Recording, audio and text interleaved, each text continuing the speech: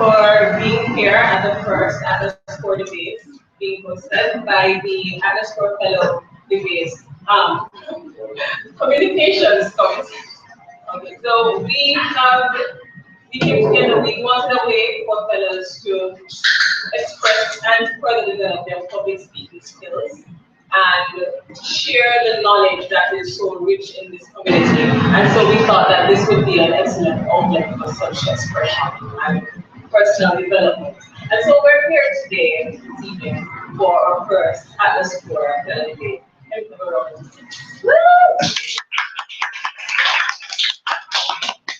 So I want to thank our officials first before I introduce our speakers today. We have on the judging panel, we have Imran Khurshid from Bangladesh. We have Ifesina Sam from Nigeria. And we have Harry Kazabu from Uganda. Give them a round of applause. Also among the officials, we have Fatuma Vanessa, hailing from Sudan, South Sudan. Right? And she will be our timekeeper. So debaters, look to her for the signal. She'll give you a cue when there is 1 minute remaining, and she will let you know when there's no time left. All right, thank you, Fatuma. Now, proposing the moot, today we have Mohammed Assideh from Palestine, Jeke from Nigeria, and Asmaa AbuMezied, also from Palestine. So for the moon, we have with us Mayada Osman, Tito Justin, Mayada from Sudan, Tito from South Sudan, and we have Rofaida Elzubair, who is from Sudan. And we're going to have a lively debate. The mood is, pardon me, we're discussing capitalism. Is it the most favorable economic system to eradicate poverty? And that's in the context of our economic or development goals that we recently set. We want to eradicate poverty by 2030. And we want to see if the system that is prevailing throughout the world is the best way to it. And these guys are going to argue throughout this evening, and we know how to go forward after this evening. Thank you. So let me quickly run through the sequence of the debate. We have our speakers presenting alternately. First, the government. First speaker of government will present, followed by the second speaker of the opposition. And it will go right down to the third speaker. The first speaker, each first speaker has 7 minutes to present. Second speakers have 5 minutes. Third speakers have 3 minutes. Then there will be a 2-minute break for them to gather their thoughts and give, produce counteracting arguments. And then there will be the rebuttal. The rebuttal of the opposition will be the first to rebut. Alright, so I'll interject at that point just to keep us moving. Thank you again for coming, and now we are all here. The next voice you hear will be the first speaker. Thank you.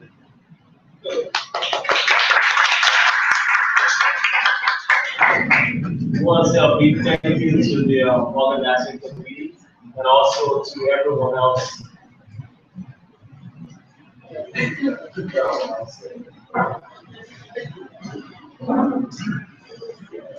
We want to say a big thank you to the organizing committee and also all of you who took out your time to attend.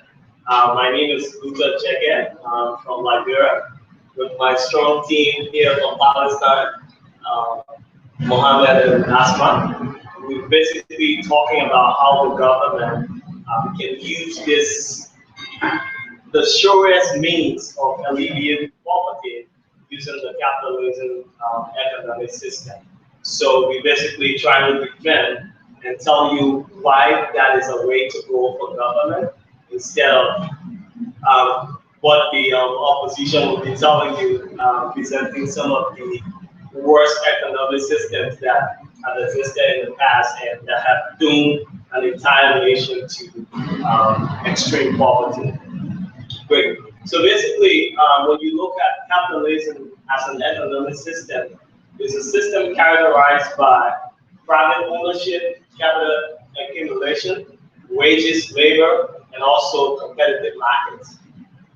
And we thought that from what we've seen from years past, that this is a system that has existed over the last 2 decades or more, but it showed that individuals have been rewarded for their efforts that they put in, and also it has benefited the entire society as a whole. Let me put it this way.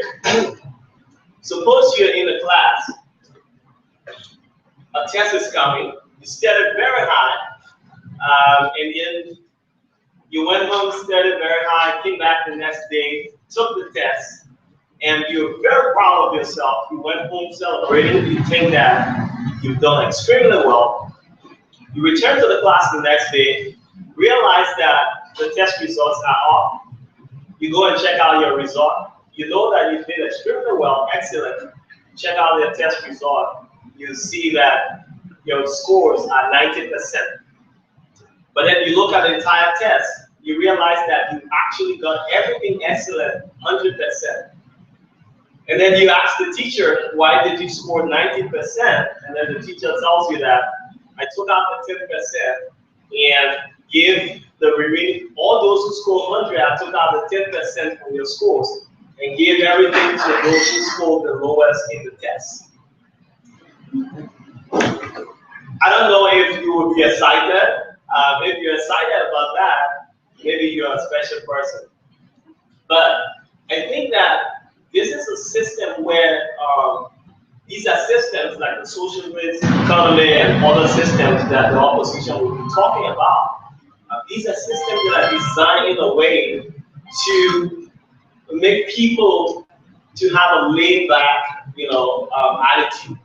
Because the fact that people are very rewarded, people who are staying home, who are not attending class, who are coming to do very little in class, they're not putting a lot of effort, they're still being rewarded, by giving the people who score the highest points, some of the grades. So we are saying that the capitalist system is a system that rewards individuals based on the efforts they put in. It helps you to have a competitive mindset, and all of us as entrepreneurs, we're looking at the ways that we can put in more effort to yield more result. So we're saying that this is the best way to go, even for governments. They should put on these thinking caps and find a way that individuals are rewarded based on what they put in. And then this concept benefits the entire society as a whole. Because people, every single person will be trying to put in some effort, and that encourages competition, and that competition kind of drags an entire nation out of poverty. So we feel that capitalism is the system that governments and societies should encourage, so that this enables people to be more competitive, and that in the end, people drag out of poverty. Because we've seen from past that the Soviet Union, all the economies that existed in the past that were go Germany and other economies that were going with the socialist system, we realized that at the end these nations go down the drain, they're doomed, because that concept that those who sit at home, they don't work, people who work hard, they should take half of their wages and give it to those people so that they could come out of poverty. We feel that that's a fallacy. That's a system that creates that labor attitude that makes people to kind of just sit home and expect to get something. So our question to the opposition is this the type of system you want, so that people sit home and just lay back and expect to grab the wages of all of the people who work harder so that they too can benefit? So we're asking you, Is this the type of system you want, or you want something else? It's just a capitalist system. Thank you. Thank you.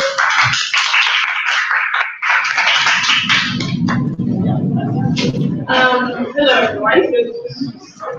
As the usual defense that I've heard from pro-capitalism approaches, they are most definitely simplistic and unfortunately immature. The assumption that capitalist theory has presents that being productive is what will lead you to be prosperous and to increase profits. But is that in fact true? Does productivity, as defined by capitalism, lead to an increase in wealth? If we take the example of Bill Gates, who is the richest man on earth today, Bill Gates stepped down as the CEO of Microsoft in January of 2000. Since then, his wealth has trebled to become $79.2 billion. Bill Gates, if the capitalist theory is in fact true, on what basis is he being rewarded? Why is his wealth continuing to increase? This is because capitalism allows a situation by which when you reach a certain level of wealth, it's no longer the hours that you spend working that increase your riches, it's the number of dollars that you have working for you. Let's take another example. John Walton, who is the owner or one of the owners of Walmart, the supermarket chain, died in 2005, leaving behind an inheritance of $16.2 billion to his wife, Chrissy Walton, who until that day did not work for one day in the Walmart enterprise. An average employee of Walmart earns $25,000 a year, while according to MIT, an average family of four needs double that to meet their basic needs. So how can we calculate here the energy invested on productivity of one sales associate of Walmart getting $25,000 to that of Christy Walton? The vicious cycle of poverty, as it's defined, is a set of factors or events by which poverty, once started, is likely to continue unless there is outside intervention.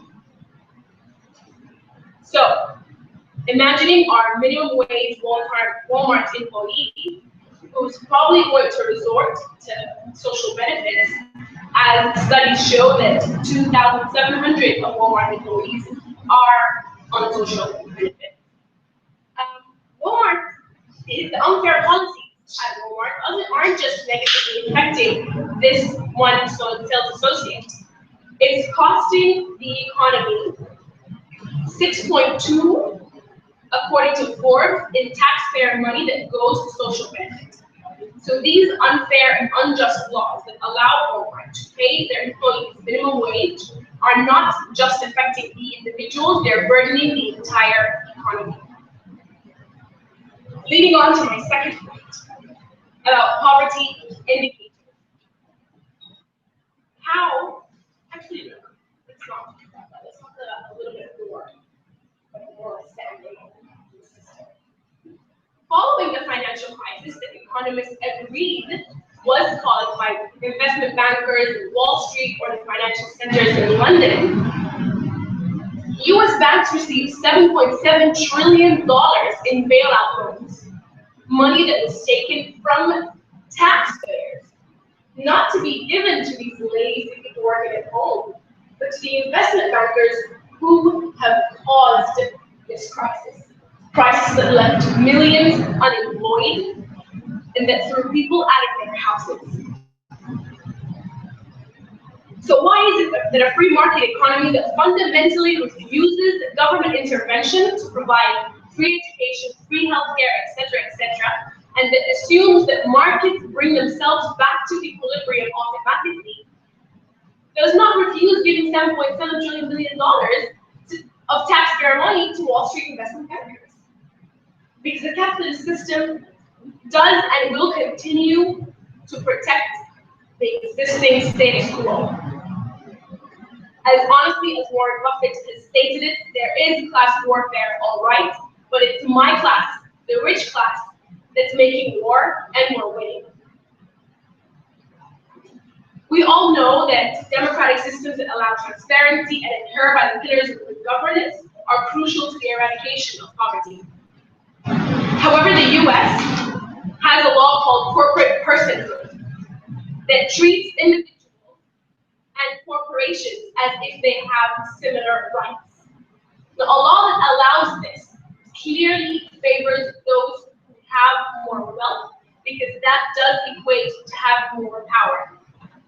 Wealthy corporations lobby the government, donate to politicians in hope and to get favors in form of legislation, tax loopholes, and other subsidies. Annual taxpayer subsidies to Exxon, Big Oil alone run between $10 to $20 million. In 2013, Exxon was responsible for spilling 12,000 barrels of oil and evacuating 22 homes in Arkansas. Again, we see that profit is privatized while social cost is publicized. Thank you.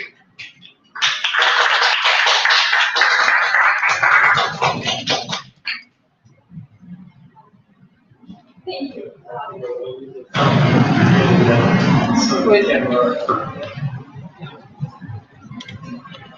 Now, claiming that capitalism can be the only system to alleviate poverty is a false statement by anyone who claims that. And we does not even claim that. We are aware of the cons of the capitalism, but looking at the systems that already exist there in the market, we think that indeed capitalism has helped in alleviating.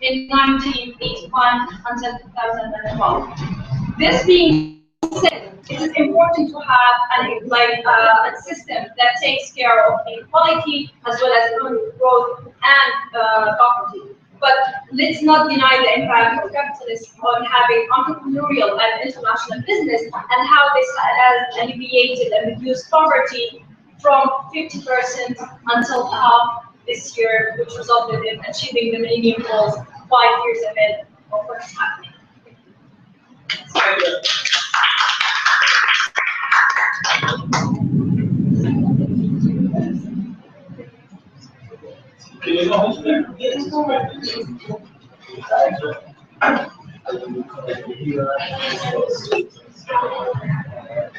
Thank you very much.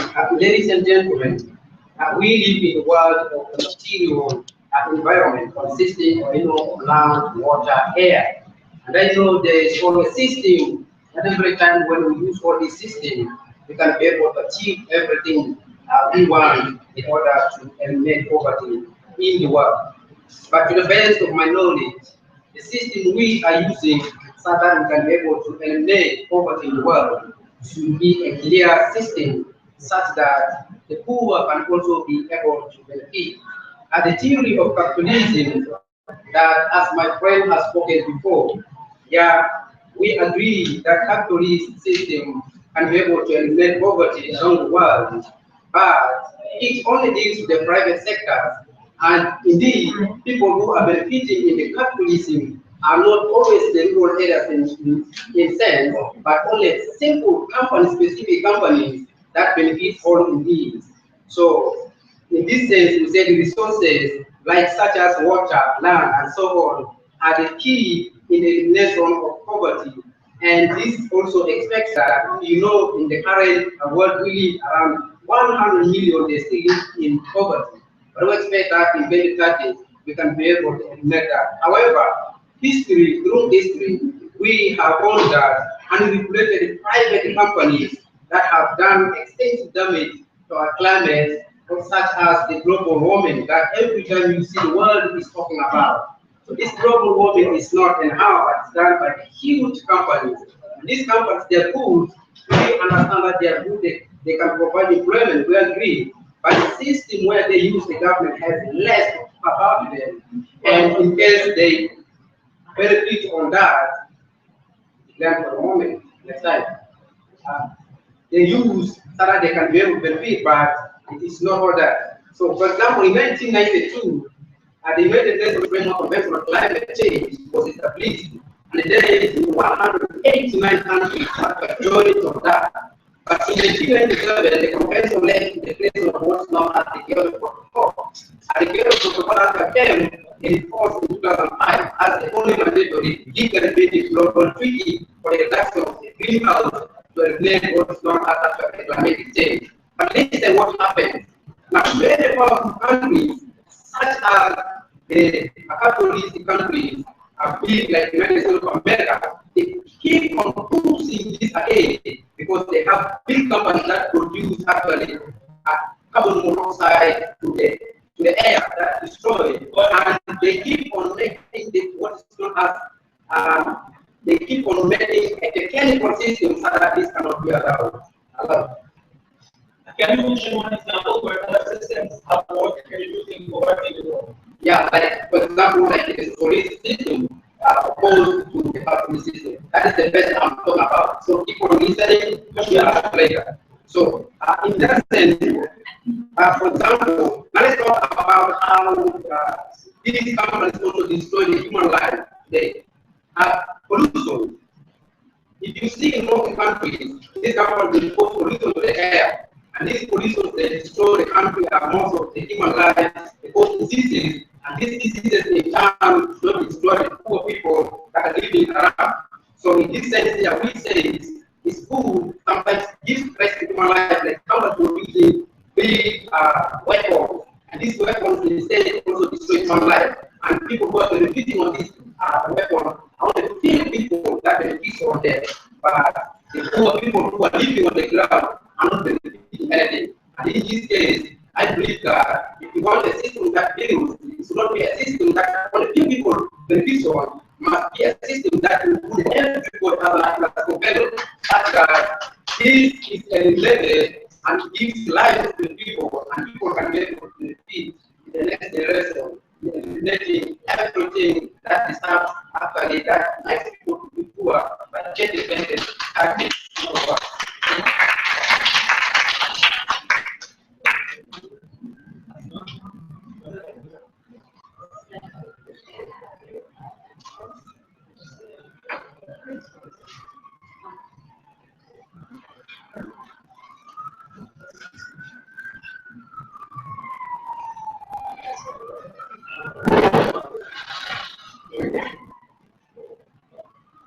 So, ladies and gentlemen, back to our topic was about collective marxism, about environment.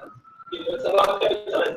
And the reform that we are proposing depends on two main things. The first one, production tools should be owned by people.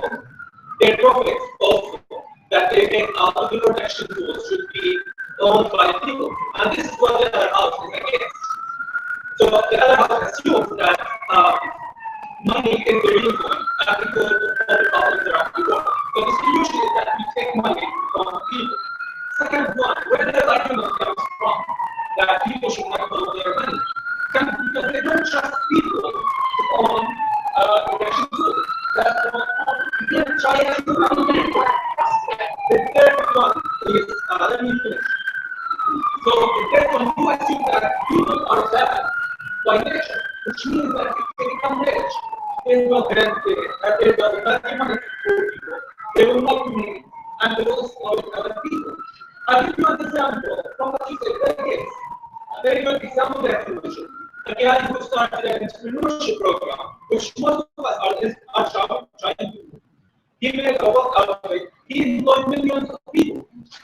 And I think you are using one of his projects as a point, and you are deciding it right now. His NGO is spending billions on solving environmental issues. So, and just the example of what I said, you failed in mentioning one concrete example where other systems have moved.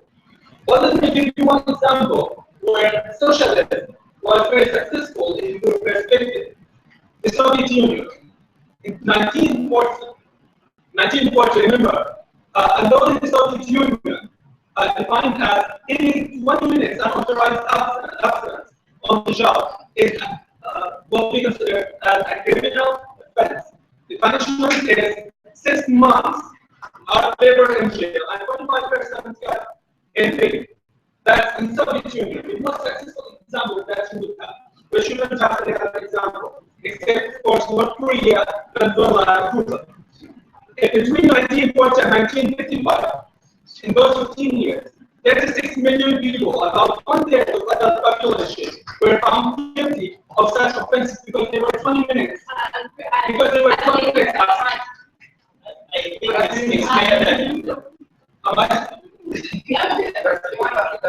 So this is the example that you have. 36 million people, 10 population would be considered as guilty and they would be sent to jail for such offense for 20 minutes. You know why they have those laws, right? Because people refuse to work because they knew that their pockets aren't going to them. So I know I finished my time, but the question that's up here, you have one example where socialism or other systems where you time is done. I think you feel like you want to finish your point. okay.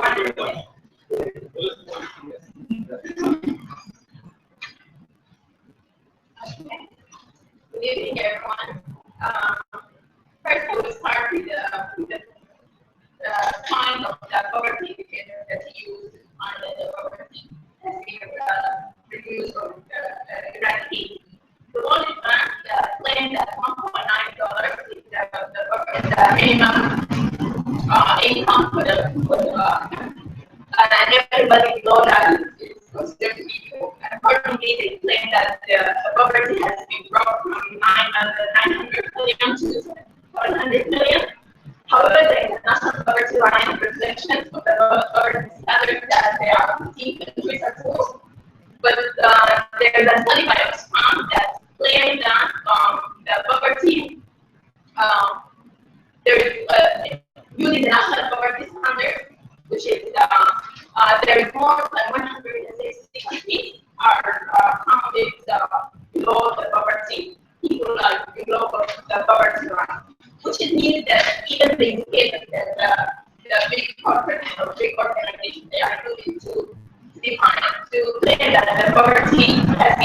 a drop even if not adverse enough.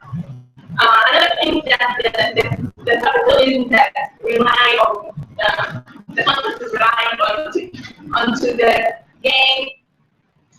You get more reward when hard workers. Actually, the wealth is inherited, and the study that shows only 80%, 80 individuals of the people who earn the wealth at the 50 of the world they own. So 50% of the whole world wealth are earned only by 80 individuals, and that's really. That means that the really helps to create an equal income, an equality outcome, and help to provide equality opportunity as you just said. The other point regarding the other systems that might work better around that capitalism, we have the social democracy or the market system, which is applied like this country. And it's even proved that they offer the capital. It's a combination, which is proof that the market, the capitalism, or in a regulating systems. And he showed that the European countries are the happiest countries in the world, and also it showed that how they drop the poverty. In the European countries greater than other countries like US and UK, which they are applying this. Another thing that they are ranking as a low level. As others. Thank you. So they have a very low level of production, and they have been ranked as the world least corrupt country in the world. And also they have a strongest labor union, which is, and they also have been ranked as the highest countries in protecting workers' rights. And actually, this is the part of the International Trade Union right index. And also they are, it shows that they dropped the poverty by 24%, while in UN it's only dropped by 17%. Over the last year. So we are suggesting that there is other systems rather than capitalism that will grow. Thank you.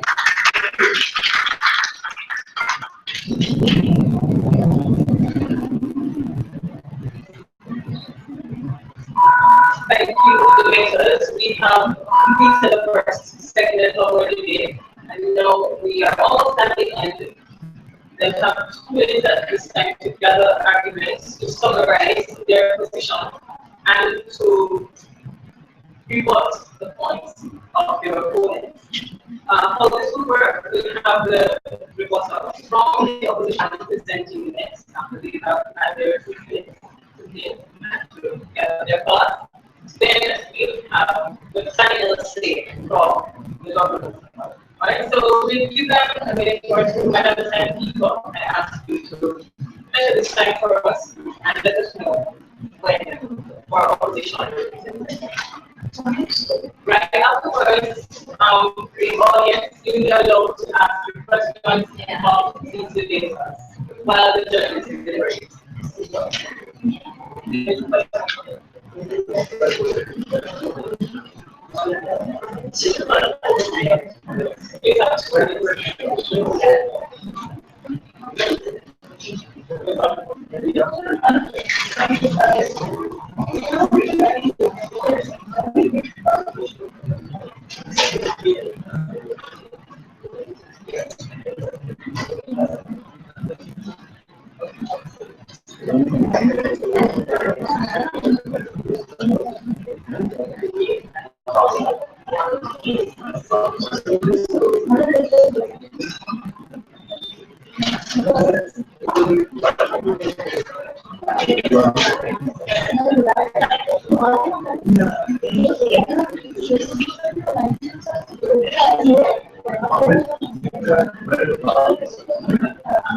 We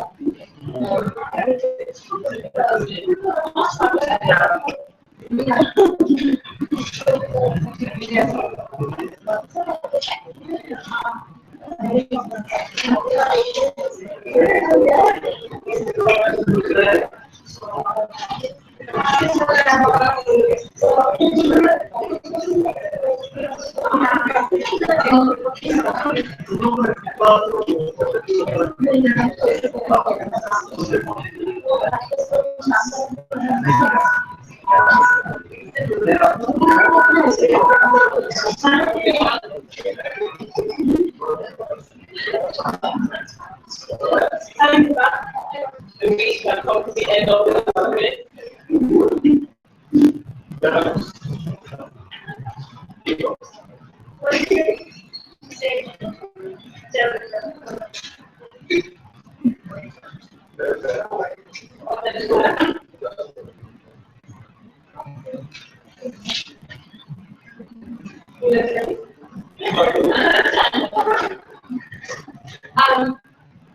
As usual, when I'm talking, when I'm having a discussion, whether it happens to work or not, I present it with this notion of social media, this lazy question that just tells me, oh, you know, nothing else works. It's just accept the world as it is. Well, I'm not going to do that. I don't care to accept the world as it is. We're here to think about ways to make the systems work for everyone, and not just for the 1%. Maybe social doesn't work. I'm not here to discuss theories, and I'm not here to infer my theories that were presented 100 years ago. I'm here to think outside the box and think about ways by which we can eliminate actually poverty and make sure that prosperity is shared. The global capitalist system has contributed to great things, technological advancement, innovation, providing roles to succeed. However, these unregulated markets have exploited children in Southeast Asia, have benefited from war, have destroyed forests in Latin America, and trafficked women from East Africa. The system has not found ways to make sure that prosperity is shared, and that it actually trickles down to the bottom billion. As Joseph Stiglitz said in his book, The Price of Inequality, the power of markets is enormous, but they have no inherent moral standing. We have to decide how to manage them. It's plain that markets must be tamed and tempered to make sure they work for the benefit of most citizens. And that has to be done repeatedly to ensure that they continue to do so. I'm not here to say socialism works. I'm really not sure this will work.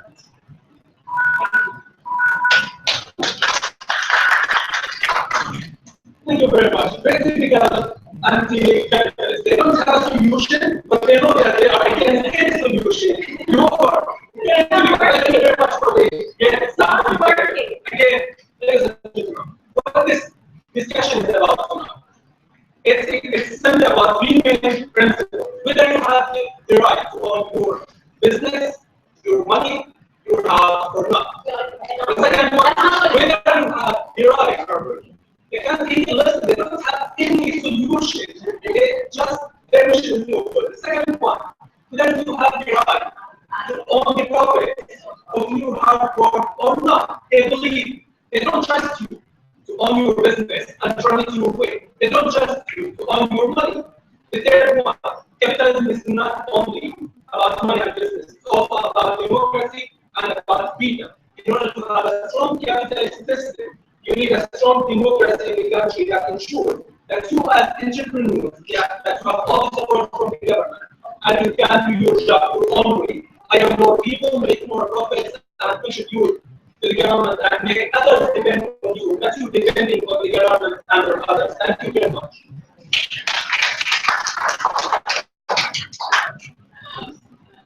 Okay, at this time we want other judges stand with their tallies. We welcome comments and questions from the audience.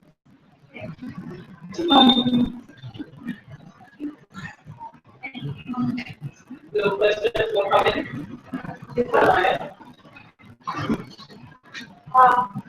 The program stated that we go from the beginning.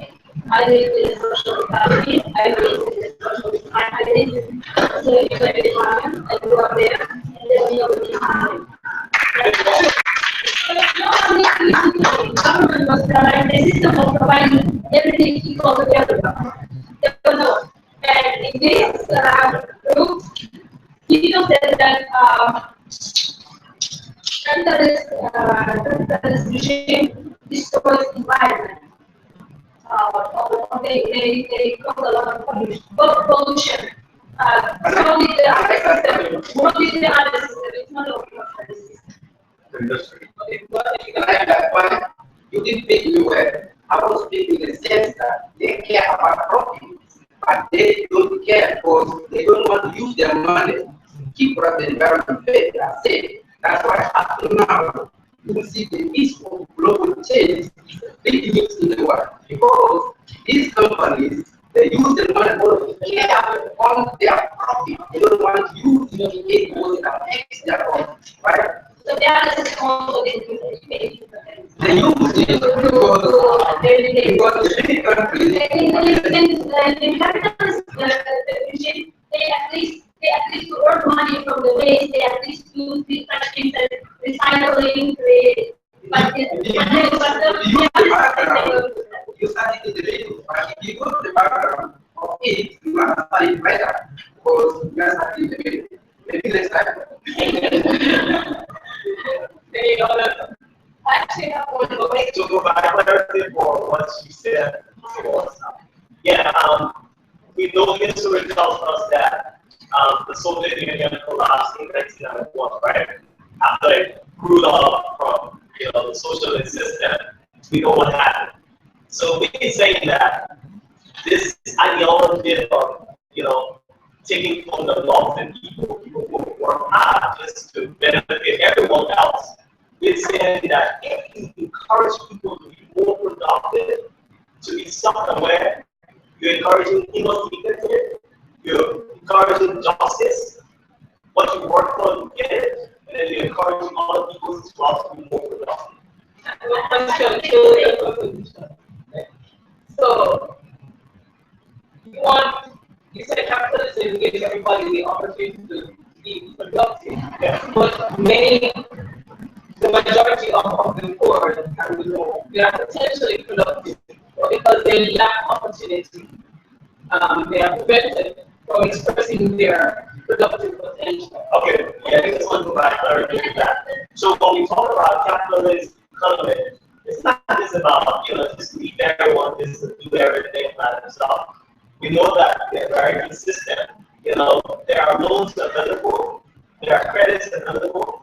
You can go and get them. Use the capital you would get, do business, just pay it back.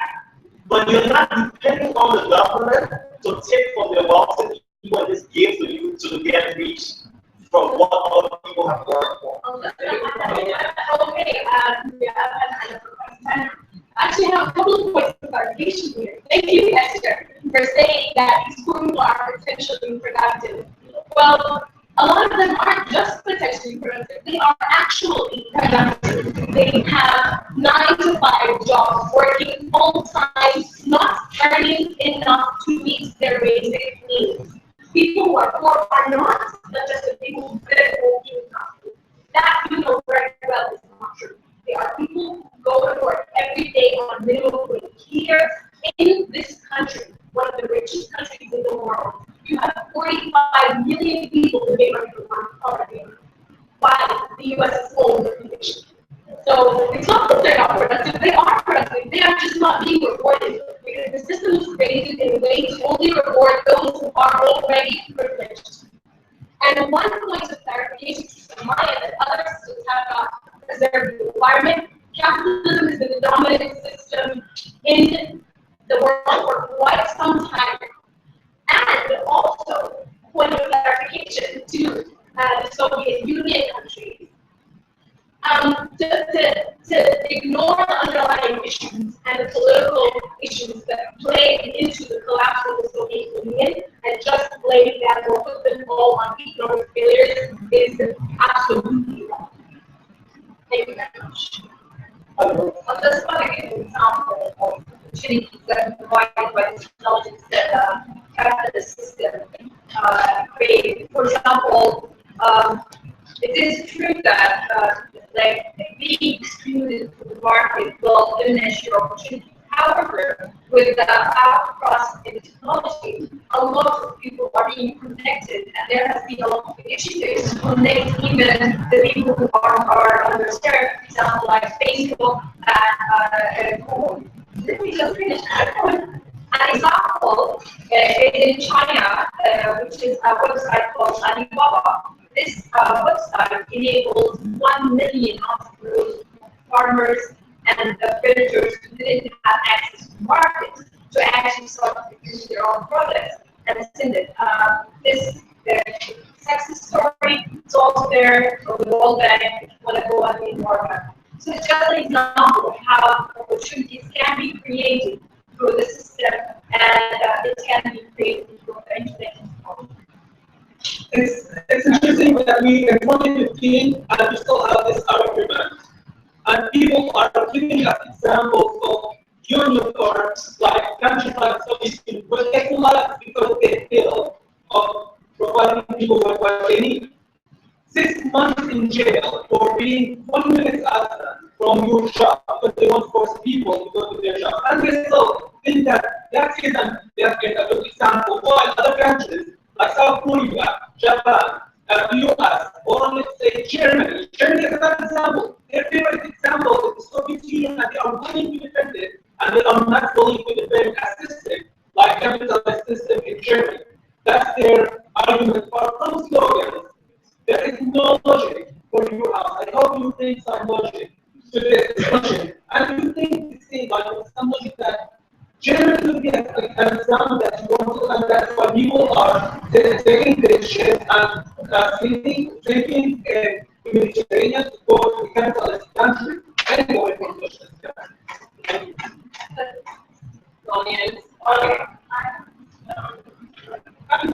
Capitalism, as I say, you can never convince me, right? Because one thing capitalism looks is you say about opportunity. Capitalism only gives opportunity to those who already have opportunities. It doesn't look at the people who just have opportunity. But the other ones, the churches, they look at the people who don't have to bring them up with them. But capitalism goes with those ones who already have. If you don't have, they don't look at you. They want those ones who have. So how are you going to eradicate poverty with capitalism if you don't know that person who is already down there? That's the question. Can you mention one entrepreneur who is family was rich? I think that.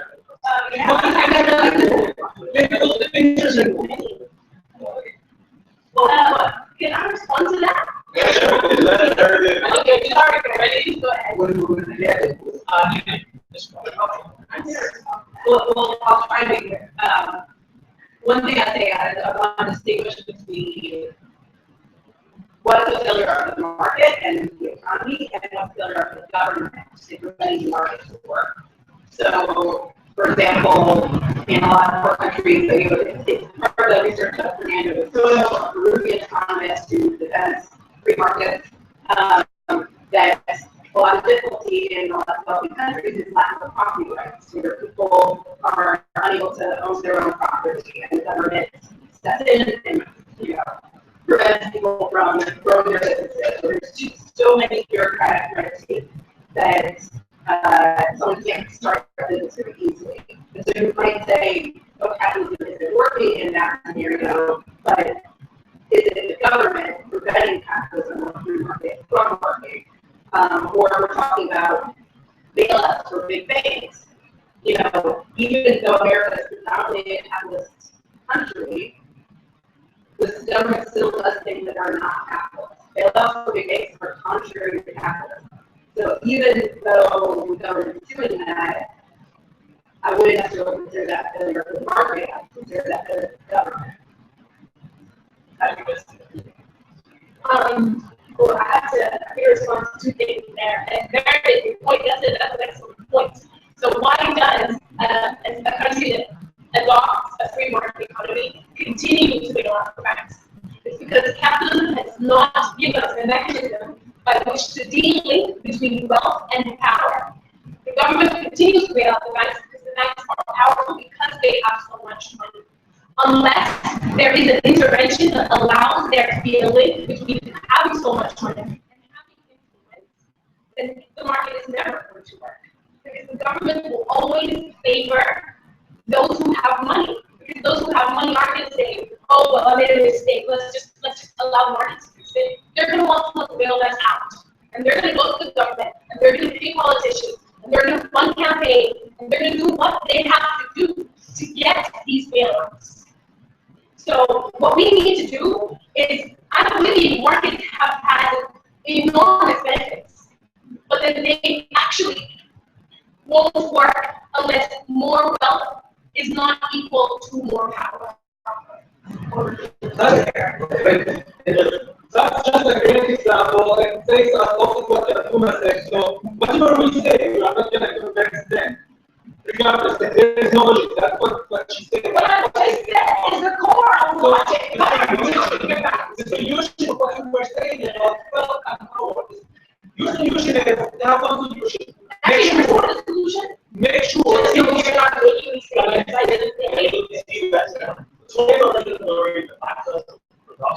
you don't believe in anything that is related to helping to produce.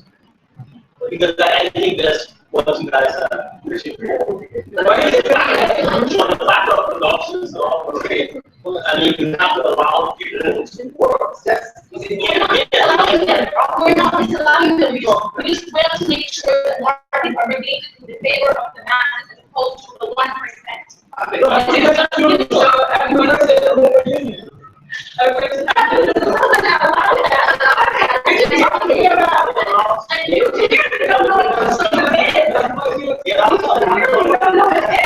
Okay, so for the benefit of our cyber audience, we are going to hear from the journalists who are ready with their session, and then you can have a discussion over pizza and end over cleaning up.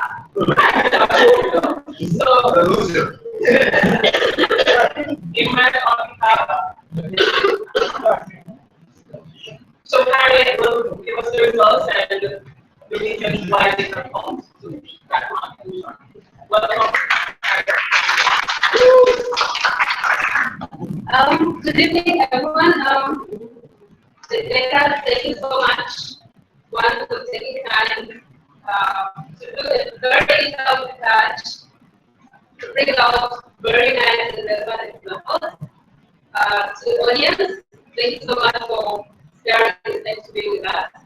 Thank you for getting engaged and for getting involved with your questions and, setting up examples from the different countries that are waiving socialism. Socialism has been the best system in eradication of poverty. I don't know what we discussed in terms of which of the systems is the best systems, but I wanted to say is we really enjoyed the discussions. The proposals have brought out very convincing examples of how capitalism is working. Thankfully, about that, we had an episode of back and forth, trying to add up the points, so a big red to score highly or something. It wasn't very easy. It's been a very tight press. I can assure you that more people are the need to have many people after the live stream, I think more going to get attracted to being here. So I'm going to keep everyone waiting.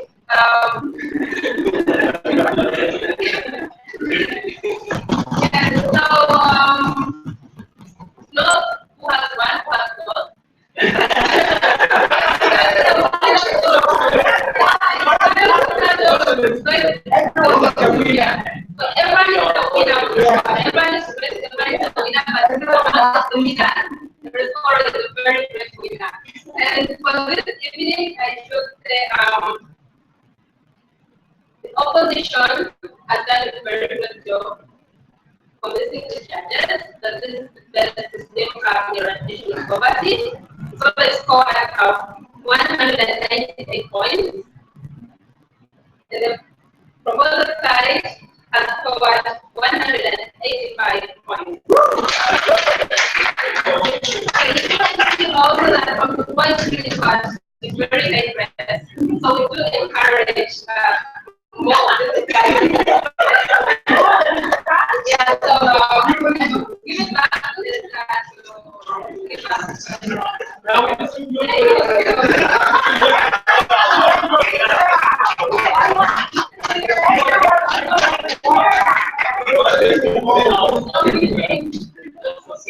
Thank you very discussion. I learned so much from both teams and for the seriousness with which you pursue the research and present it. And I encourage you to continue to grow and to be very talented much. I know from the audience and from the fellowship at large, we have to hear from greater speakers as we go forward. And for those who are watching, we thank you for joining us, and we look forward to providing you with exciting discussions like this in the future. And we will continue with our discussion here, and we want to say good night to everyone. Thank you for participating. Have a good night.